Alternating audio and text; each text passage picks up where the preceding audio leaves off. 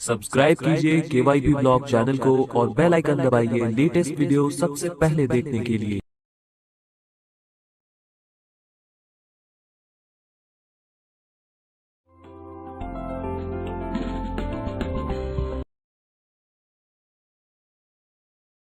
अभी हम जर्नल और लेजर के बारे में सीखेंगे। तो अगर हम जर्नल की बात करें तो जर्नल को ओरिजिनल एंट्री बुक कहा जाता है, और अगर हम लेजर की बात करें तो उसे प्रिंसिपल एंट्री बुक भी कहा जाता है। तो पहले हम जर्नल से शुरुआत करें और बाद में लेजर देखेंगे।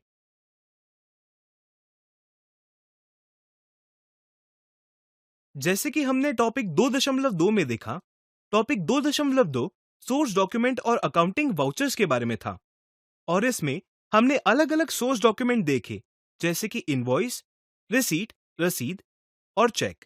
और वाउचर में हमने debit voucher, credit voucher, transfer voucher आदि प्रकार देखे। जब एक बार सोर्स डॉक्यूमेंट या वाउचर बन जाता है तो अगला कदम है उनकी बुक्स ऑफ अकाउंट में एंट्री। तो जब हम जर्नल की बात करते हैं तो उसका मतलब है ओरिजिनल बुक ऑफ एंट्री। आसान शब्दों में ये ओरिजिनल क्या है, हमने पिछले स्लाइड में भी देखा। ओरिजिनल बुक का मतलब ऐसा बुक जिसमें लेन देन व्यवहार पहली बार दर्ज होता है। और ये लेन देन दर्ज कैसे होता है? तो हमारे पास कुछ डॉक्यूमेंट्स और कुछ चीजें होनी चाहिए जिन्हें देखकर एंट्रीज की जाती हैं। इन डॉक्यूमेंट्स को सोर्स डॉक्यूमेंट कहा जाता है। हमने जर्नल के बारे में कुछ बुनियादी बातें देखी, और हम ये कह सकते हैं कि बुक जिसमें लेन देन व्यवहार पहली बार दर्ज होता है उसे जर्नल कहा जाता है। जर्नल लिखने की प्रक्रिया को जर्नलाइजिंग कहते हैं। और अब हम देखेंगे कि जर्नल बुक कैसे दिखता है। तो हम अभी जर्नल का प्रारूप बनाते हैं। मैं ऐसी दो समानांतर रेखाएं बनाता हूं जिसमें हम शीर्षक लिखेंगे। ये जर्नल 5 स्तंभों में विभाजित होगा। यह है पहला स्तंभ जिसमें लिखेंगे तारीख। एक बात याद रखना, जब हम तारीख लिखेंगे तो वो हमेशा कालानुक्रम में लिखें। मिसाल के तौर पर अगर अप्रैल महीने की तारीख है तो हम लिखेंगे 1/4/15। अगले दिन के लिए 2/4/15। हमेशा क्रम को बनाए रखें, जैसे 1, 2, 3, 4। दूसरा स्तंभ है ब्योरो का, मतलब व्यवहारों का विवरण यहां लिखेंगे। तो ये है पर्टिकुलर्स या विवरण। तीसरा स्तंभ है लेजर फोलियो का, मतलब लेजर पेज नंबर। हम बाद में ये एलएफ क्या है और उसका महत्व क्या है वो देखेंगे। अभी इसको छोड़ देते हैं और हम चौथा स्तंभ देखते हैं। यह है डेबिट स्तंभ। और आखिरी 5वां स्तंभ है क्रेडिट स्तंभ। क्रेडिट राशि यहां लिखी जाएगी, इसलिए मैं यहां रुपीस लिखता हूं। देखिए, हमेशा याद रखें, जैसे हमने पहले देखा, अकाउंटिंग मतलब वित्तीय व्यवहारों को समझना। तो हम हमेशा यहां आर्थिक मूल्य लिखेंगे। डेबिट का आर्थिक मूल्य और क्रेडिट का आर्थिक मूल्य। हम देखेंगे कि डेबिट और क्रेडिट में क्या लिखना है। डेबिट और क्रेडिट के कुछ नियम होते हैं। हम ये नियम तकनीकी चीजों के बाद में देखेंगे। अभी के लिए इतना ही। याद रखें कि ये जर्नल का प्रारूप है। जर्नल कुछ इस प्रकार दिखता है। तो हमने जर्नल का प्रारूप देखा, और हम स्क्रीन पर देख सकते हैं कि जर्नल किस प्रकार दिखता है। अभी हम कुछ तकनीकी चीजें देखेंगे, जैसे ब्योरो कैसे लिखें, हम पर्टिकुलर्स में व्यवहार कैसे लिखते हैं, डेबिट में क्या राशि लिखें और क्रेडिट में क्या राशि लिखें। तो इसके लिए एक प्रक्रिया है और हम इसे क्रमशः देखेंगे। ठीक है, हम अभी क्या करेंगे कि हम पहले चरण से शुरुआत करेंगे, और इस चरण को कहते हैं अकाउंट्स का वर्गीकरण, क्लासिफिकेशन ऑफ अकाउंट्स। तो अकाउंट्स में एंट्री किस तरह की जानी चाहिए, ये जानने के लिए हमें पहले अकाउंट्स के प्रकार जानना जरूरी है। अकाउंट्स को कैसे वर्गीकृत किया जाता है। तो जब हम अकाउंट्स के प्रकार जान लेंगे तब हम डेबिट और क्रेडिट के नियम देखेंगे। ठीक है, तो हम शुरुआत में देखते हैं अकाउंट्स का वर्गीकरण। जब हम वर्गीकरण की बात करते हैं तो इसमें भी दो दृष्टिकोण हैं। पहले दृष्टिकोण को परंपरागत दृष्टिकोण कहते हैं और दूसरे दृष्टिकोण को आधुनिक दृष्टिकोण कहा जाता है। इसे अकाउंटिंग इक्वेशन दृष्टिकोण भी कहा जाता है। याद है, पिछले टॉपिक नंबर 2.3 में हमने अकाउंटिंग इक्वेशन के बारे में देखा, मतलब asset equal to capital plus liabilities. तो हम वर्गीकरण से शुरुआत करते हैं। पहला है परंपरागत वर्गीकरण, दूसरा है आधुनिक वर्गीकरण या अकाउंटिंग इक्वेशन आधारित वर्गीकरण।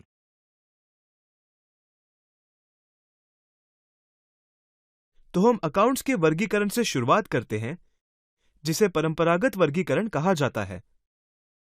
तो जब हम परंपरागत वर्गीकरण की बात करें तो अकाउंट 3 प्रकार के होते हैं। पहला प्रकार है व्यक्तिगत अकाउंट, दूसरा है वास्तविक अकाउंट और तीसरा है नाम मात्र अकाउंट। तो ये व्यक्तिगत, वास्तविक और नाम मात्र खाता अकाउंट क्या है, ये हम विस्तार में देखेंगे। तो व्यक्तिगत अकाउंट से शुरुआत करते हैं। जब हम व्यक्तिगत अकाउंट कहते हैं तो ये पुनः 3 प्रकार में विभाजित होता है और वे कुछ इस प्रकार हैं। पहला है स्वाभाविक व्यक्तिगत अकाउंट, या हम कह सकते हैं मनुष्य प्राणी। मिसाल के तौर पर अनिकेत, ठीक है, तो वो स्वाभाविक मनुष्य है। संदीप एक स्वाभाविक मनुष्य है। कोई भी आम आदमी स्वाभाविक मनुष्य होता है। तो स्वाभाविक मनुष्य एक व्यक्तिगत अकाउंट है, ठीक है। अगला है कृत्रिम व्यक्तिगत अकाउंट, मतलब ऐसी वस्तु जो कायदे से बनी है। मिसाल के तौर पर कोई पार्टनरशिप फर्म, कंपनी, या कहे प्राइवेट लिमिटेड या लिमिटेड कंपनी।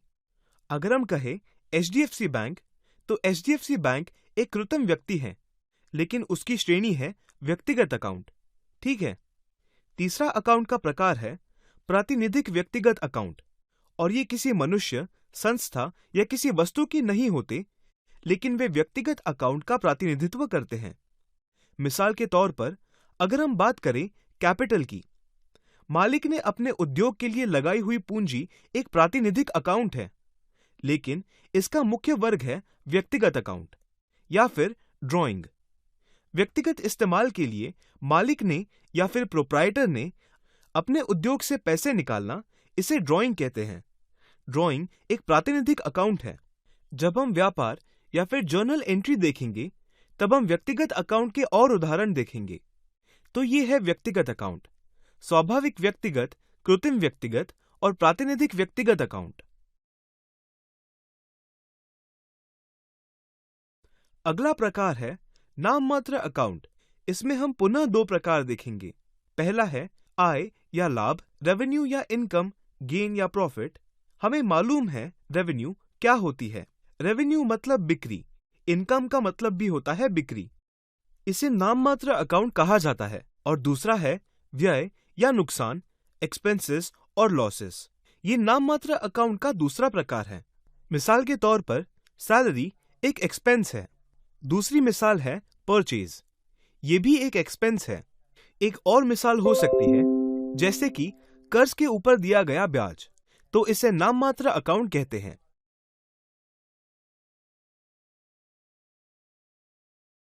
अगला प्रकार है नाम मात्र अकाउंट। इसमें हम पुनः 2 प्रकार देखेंगे। पहला है आय या लाभ, रेवेन्यू या इनकम, गेन या प्रॉफिट। हमें मालूम है रेवेन्यू क्या होती है। रेवेन्यू मतलब बिक्री, इनकम का मतलब भी होता है बिक्री। इसे नाम मात्र अकाउंट कहा जाता है। और दूसरा है व्यय या नुकसान, एक्सपेंसेस और लॉसेस। ये नाम मात्र अकाउंट का दूसरा प्रकार है। मिसाल के तौर पर सैलरी एक एक्सपेंस है। दूसरी मिसाल है परचेज, ये भी एक एक्सपेंस है। एक और मिसाल हो सकती है जैसे कि कर्ज के ऊपर दिया गया ब्याज, तो इसे नाम मात्र अकाउंट कहते हैं।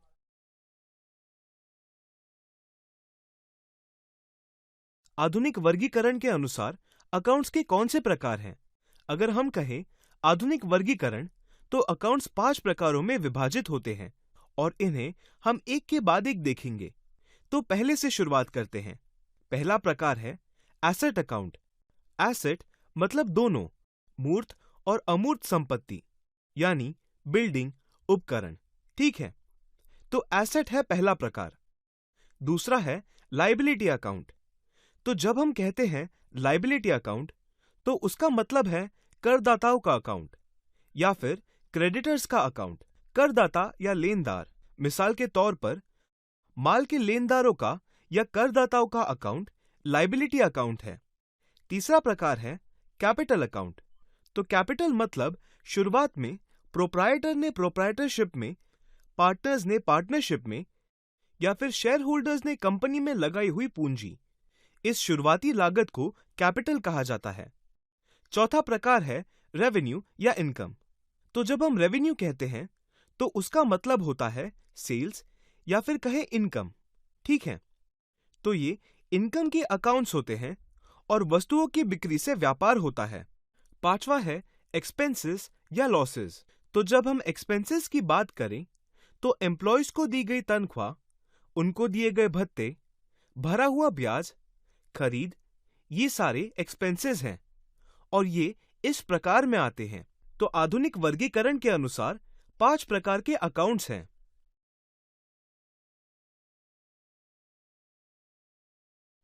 अब तक हमने जर्नल का फॉर्मेट देखा और इसमें हमने ये भी देखा कि फॉर्मेट 5 स्तंभों में विभाजित होता है और ये वो 5 स्तंभ हैं: तारीख, ब्यौरे, तीसरा एलएफ यानी लेजर फोलियो, लेजर का पेज नंबर, डेबिट और क्रेडिट। तो अभी हम ये देखेंगे कि इस ब्यौरे स्तंभ में किस प्रकार एंट्री की जाती है और डेबिट एवं क्रेडिट में क्या लिखना है। एक लेन देन व्यवहार को पर्टिकुलर स्तंभ में और डेबिट क्रेडिट स्तंभ में दर्ज करने के क्या नियम है और क्या प्रक्रिया है। ये करने के लिए हमने पहले अकाउंट्स के प्रकार देखे हैं और प्रकार के अंदर हमने देखा परंपरागत वर्गीकरण और आधुनिक वर्गीकरण। अभी हमें पता है कि परंपरागत अकाउंट्स 3 प्रकार के होते हैं और आधुनिक अकाउंट्स के 5 प्रकार होते हैं। यहां तक हम ये सीख चुके हैं। अभी आगे देखेंगे कि व्यवहार दर्ज करने के क्या नियम हैं, डेबिट में क्या लिखना है और क्रेडिट में क्या लिखना है। तो हम अभी डेबिट और क्रेडिट के नियमों से शुरुआत करते हैं। हम ये नियम अकाउंट्स के वर्गीकरण से जान लेंगे। मतलब परंपरागत तकनीक के लिए नियम अलग है और आधुनिक यानी अकाउंटिंग इक्वेशन दृष्टिकोण के नियम अलग हैं। दोनों के लिए डेबिट और क्रेडिट के नियम अलग हैं। ठीक है, पहले हम परंपरागत से शुरुआत करेंगे और बाद में आधुनिक दृष्टिकोण के बारे में देखेंगे।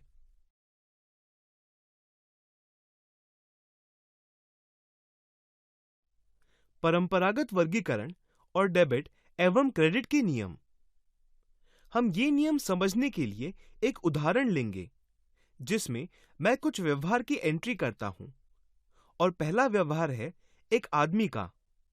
फर्ज करो उसका नाम है चेतन और चेतन ने 1 लाख रुपए से व्यापार शुरू किया। ये एक उदाहरण है। मैं एक और व्यवहार लेता हूं। उसमें इसने एबीसी एंड कंपनी से 50,000 रुपए का माल खरीदा। यहां 2 व्यवहार हैं और हम ये व्यवहार विस्तार में समझ लेंगे। हम इन 2 व्यवहारों का कुछ विश्लेषण भी करेंगे। तो पहले से शुरुआत करते हैं।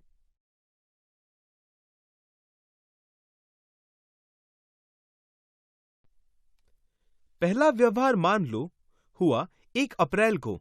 ठीक है, अभी ऐसा दिखता है कि चेतन ने 1 अप्रैल को 1 लाख रुपए से व्यापार शुरू किया।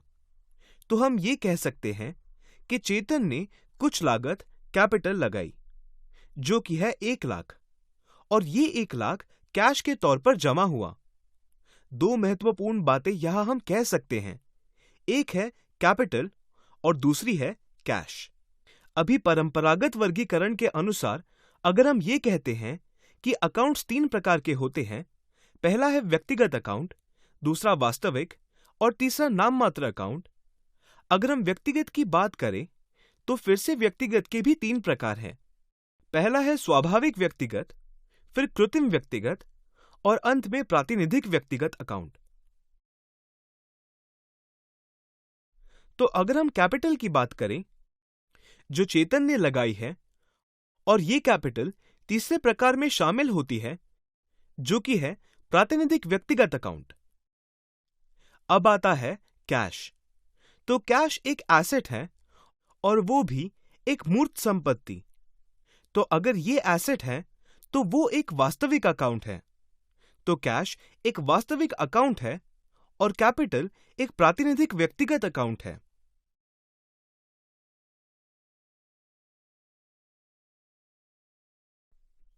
अब हम दूसरा व्यवहार देखेंगे और वो है एबीसी एंड कंपनी से क्रेडिट पर 50,000 रुपए के माल की खरीद।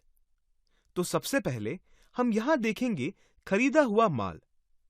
अगर हम परचेज की बात करें तो ये एक एक्सपेंस है, मतलब माल खरीदना, या फिर अकाउंट्स में हम इसे कहते हैं स्टॉक। और जब हम एक्सपेंसेस की बात करें तो ये एक नाम मात्र अकाउंट है।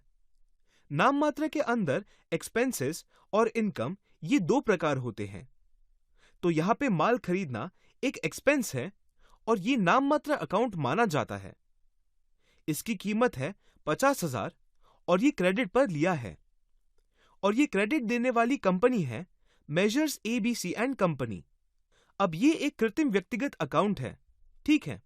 मेजर्स एबीसी एंड कंपनी एक चीज है जो कि एक व्यापार स्वरूप है, तो वो एक कृत्रिम व्यक्ति है, ठीक है। तो ये है दूसरा व्यवहार। तो 2 अप्रैल को यहां 2 व्यवहार हुए।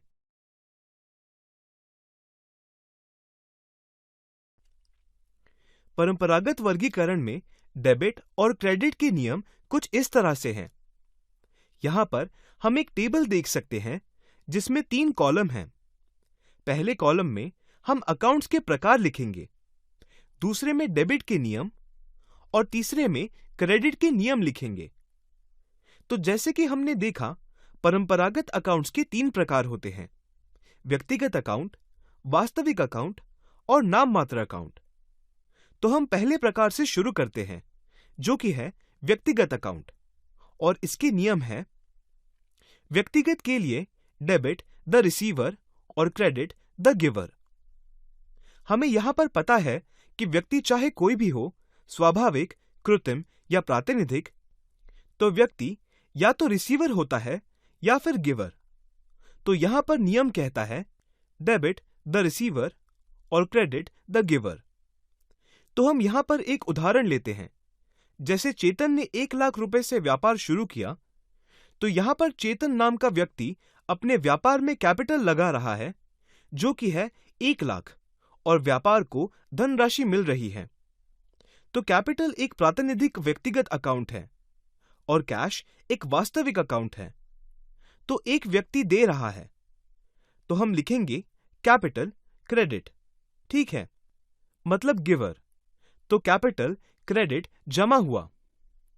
अभी हम देखेंगे दूसरा नियम, जो कि धनराशि के लिए है। यह एक वास्तविक अकाउंट है और नियम है डेबिट व्हाट कम्स इन, मतलब धनराशि व्यापार में आ रही है। अगर हम ये व्यापार देखें तो 1 लाख रुपए की राशि व्यापार में आ रही है, और क्रेडिट व्हाट गोज आउट, मतलब जो व्यापार से बाहर जा रही है। तो यहां किस तरह से एंट्री करेंगे? जो भी अंदर आ रहा है हम डेबिट में लिखेंगे, और जो भी कुछ वास्तविक अकाउंट से बाहर जा रहा है हम उसे क्रेडिट में लिखेंगे। तो अगर हम इस व्यवहार को देखते हैं कि चेतन ने 1 लाख रुपए से व्यवहार की शुरुआत की, तो हम इसे ओरिजिनल एंट्री बुक यानी जर्नल में कैसे लिखेंगे? तो हम लिखेंगे कैश अकाउंट, और कैश जैसे कि व्यापार में आ रहा है तो हम सिर्फ लिखेंगे डेबिट DR और 2। हम हमेशा क्रेडिट के लिए 2 लिखेंगे। 2 कैपिटल अकाउंट, क्योंकि चेतन अपने व्यवहार को कैपिटल दे रहा है, तो चेतन कैपिटल का गिवर है। तो क्रेडिट हुआ कैपिटल और डेबिट हुआ कैश। और इसका मूल्य कितना है? तो डेबिट में हम 1 लाख लिखेंगे और क्रेडिट में भी 1 लाख। इस तरह से हमें इस व्यवहार के लिए डेबिट और क्रेडिट की एंट्रीज मिली। हम अभी तीसरा प्रकार देखेंगे, जो है नाम मात्र अकाउंट, और इसका नियम है एक्सपेंसेस या लॉसेस और इनकम या गेन। तो नाम मात्र अकाउंट ये कहता है कि डेबिट ऑल एक्सपेंसेस, मतलब एक्सपेंसेस डेबिट में लिखने चाहिए और सारा इनकम या गेन क्रेडिट में लिखना चाहिए। तो हम एक और उदाहरण देखते हैं।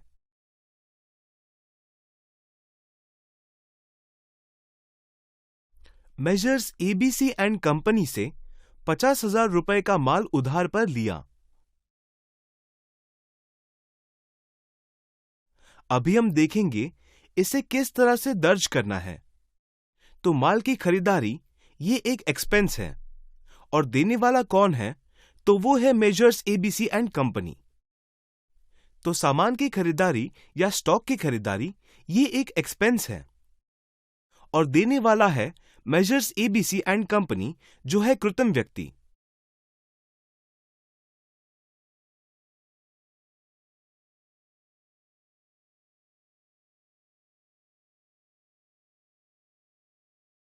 अभी हम देखेंगे परंपरागत अकाउंट के लिए इन नियमों के अनुसार डेबिट और क्रेडिट के व्यवहार कैसे दर्ज करने हैं। यहाँ पर हम वही उदाहरण देखेंगे और दूसरा व्यवहार कैसे दर्ज करना है। और मैं यहाँ पर जर्नल का फॉर्मेट बनाता हूँ। तो 5 स्तंभ याद रखें। पहला है डेट, दूसरा है पर्टिकुलर्स, तीसरा है लेजर फोलियो, चौथा है डेबिट और पांचवा है क्रेडिट। मैं फिर से दोहराता हूँ, date, particulars, ledger folio, debit और क्रेडिट। तो मैं पहले वाला उदाहरण लेता हूं, जो है मेजर्स एबीसी एंड कंपनी से 50,000 रुपए के माल की खरीदारी।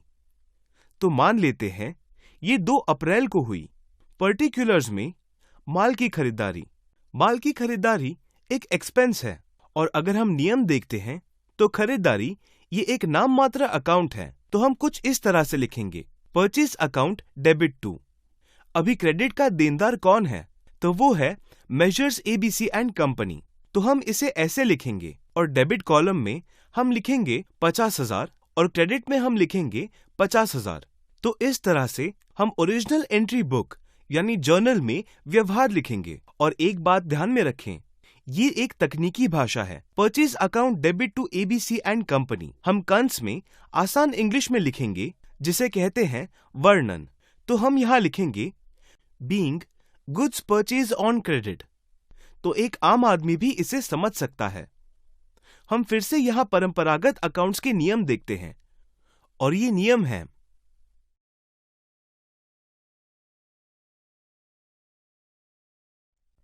अभी हम आधुनिक वर्गीकरण के अनुसार डेबिट और क्रेडिट के नियम देखेंगे।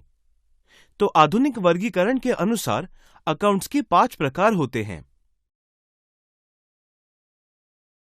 और वो है, पहला एसेट, दूसरा लायबिलिटीज, तीसरा कैपिटल, चौथा इनकम या रेवेन्यू और पांचवा है एक्सपेंसेस। तो आधुनिक वर्गीकरण के अनुसार ये 5 अकाउंट्स हैं और हम एक उदाहरण लेके देखेंगे कि डेबिट और क्रेडिट के नियम इन पर किस तरह से लागू होते हैं। तो पहले हम उदाहरण देखेंगे और बाद में हम नियम देखेंगे। हम यहां पर 2 उदाहरण देखेंगे और पहला उदाहरण है, चेतन ने 1 लाख रुपए से व्यवहार की शुरुआत की और दूसरा है, 2 अप्रैल को मेजर्स एबीसी एंड कंपनी से 50,000 रुपए के माल की क्रेडिट पर खरीदारी की। हम यहां दोनों व्यवहारों का विश्लेषण करेंगे। तो सबसे पहले पहला व्यवहार जो हुआ 1 अप्रैल को, चेतन ने कैपिटल दिया 1 लाख रुपए और व्यापार को कैश मिला 1 लाख रुपए का। तो यहां पर हम 2 चीजें देख सकते हैं, एक है कैपिटल और दूसरी है कैश।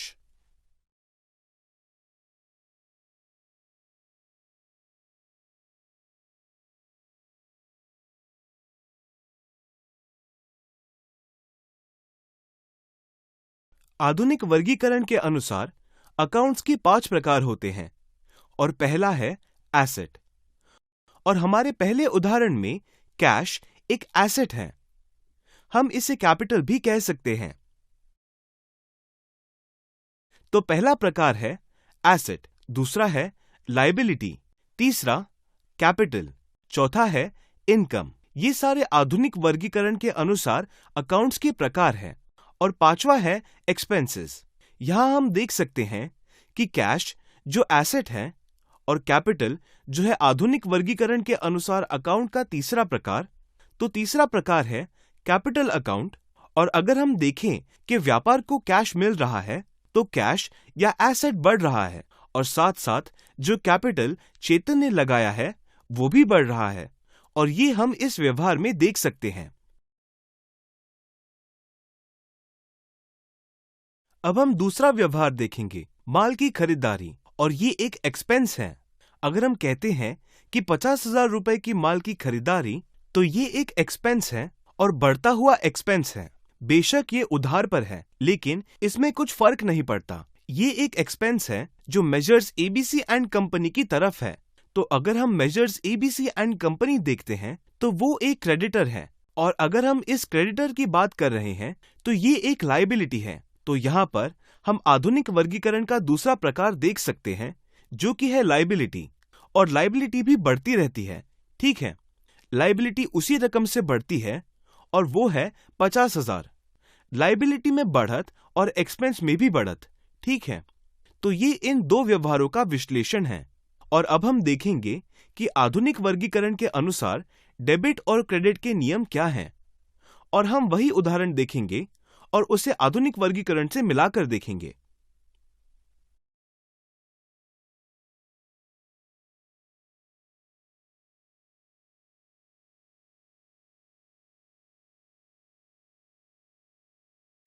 तो अब हम आधुनिक वर्गीकरण के अनुसार डेबिट और क्रेडिट के नियम देखेंगे। तो यहाँ पर हम फिर से एक नियमों का टेबल बनाएंगे। उसमें पहले स्तंभ में हम आधुनिक वर्गीकरण के अनुसार अकाउंट्स के प्रकार लिखेंगे, जो कि 5 प्रकार के हैं: एसेट, लायबिलिटी, कैपिटल, रेवेन्यू और एक्सपेंसेस। और यहाँ पर हम डेबिट के नियम लिखेंगे और आखिरी स्तंभ में हम क्रेडिट के नियम लिखेंगे। तो पहला अकाउंट जो है एसेट अकाउंट, और इसका नियम है डेबिट द इंक्रीज और क्रेडिट द डिक्रीज। दूसरा है लायबिलिटीज, डेबिट द डिक्रीज और क्रेडिट द इंक्रीज। तीसरा है डेबिट द डिक्रीज और क्रेडिट द इंक्रीज। चौथा है रेवेन्यू या इनकम, डेबिट द डिक्रीज और क्रेडिट द इंक्रीज। और आखिरी है एक्सपेंस, जो कहता है डेबिट द इंक्रीज और क्रेडिट द डिक्रीज। इनके मिसाल के तौर पर हम पुनः दो व्यवहारों को देखेंगे। पहला है 1 अप्रैल को चेतन ने 1 लाख रुपए से व्यापार शुरू किया, और दूसरा है मेजर्स एबीसी एंड कंपनी से 50,000 रुपए के माल की उधार पर खरीदारी की, और ये हुआ 2 अप्रैल को, और हमें ये ओरिजिनल एंट्री बुक में दर्ज करना है। तो हम ये कैसे करेंगे? अगर हम पहला व्यवहार देखते हैं, व्यापार को कैपिटल मिला, जो कि है 1 लाख, जो कैश के स्वरूप में मिला है। तो वास्तव में व्यापार को 1 लाख रुपए का कैपिटल कैश स्वरूप मिला है। तो हम यहां पर कह सकते हैं कि कैश एक एसेट है, जो कि आधुनिक वर्गीकरण का एक प्रकार है, और कैपिटल भी एक आधुनिक वर्गीकरण का प्रकार है। और एक चीज हम यहां देख सकते हैं, जो कि कैश में बढ़त और इसी तरह से कैपिटल में भी बढ़त। तो ये दोनों ही बढ़ रहे हैं। और अगर हम आधुनिक वर्गीकरण के डेबिट और क्रेडिट के नियम देखेंगे, तो हम देख सकते हैं कि एसेट बढ़त मतलब डेबिट। तो एसेट जब बढ़ रहा है, हम उसे डेबिट में लिखेंगे, और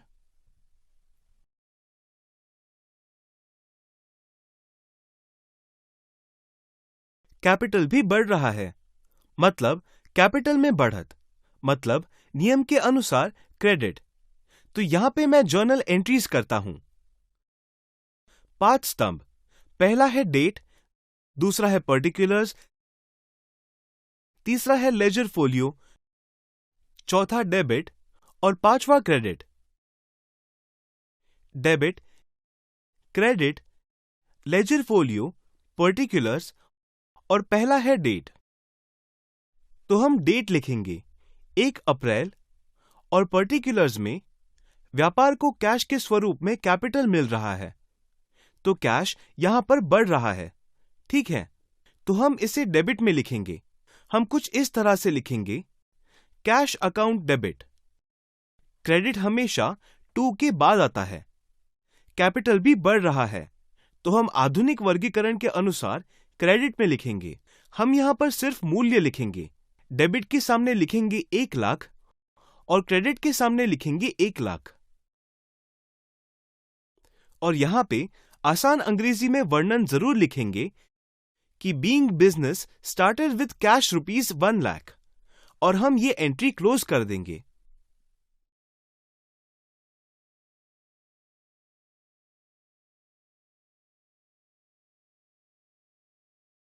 अब हम दूसरा वर्गीकरण देखेंगे, और ये कहता है कि 50,000 रुपए माल की खरीद, और ये मेजर्स एबीसी एंड कंपनी से क्रेडिट पर लिया गया। तो परचेज एक एक्सपेंस है, तो एक्सपेंस में बढ़त हम हमेशा डेबिट में लिखेंगे। आधुनिक वर्गीकरण के अनुसार एक्सपेंस में बढ़त हमेशा डेबिट होता है और measures ABC and company creditor है। और हम कह सकते हैं कि क्रेडिटर मतलब लायबिलिटीज। तो लायबिलिटी में भी बढ़त है, तो जब लायबिलिटी में बढ़त है तो हम हमेशा डेबिट में लिखेंगे। लायबिलिटी में बढ़त हमेशा क्रेडिट होती है और एक्सपेंस में बढ़त हमेशा डेबिट होता है। तो हम यहां पर तारीख लिखेंगे जो कि है 2 अप्रैल, और नियम है लायबिलिटीज में बढ़त क्रेडिट और एक्सपेंसेस में बढ़त डेबिट।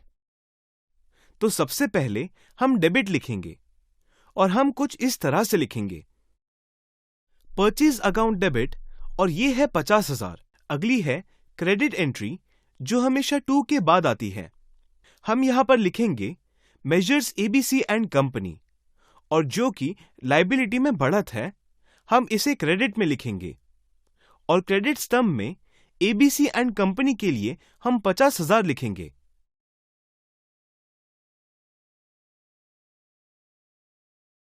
और आखिर में हम वर्णन लिखेंगे being goods purchased on credit, और हम इसे एक रेशा बनाकर खत्म कर देंगे।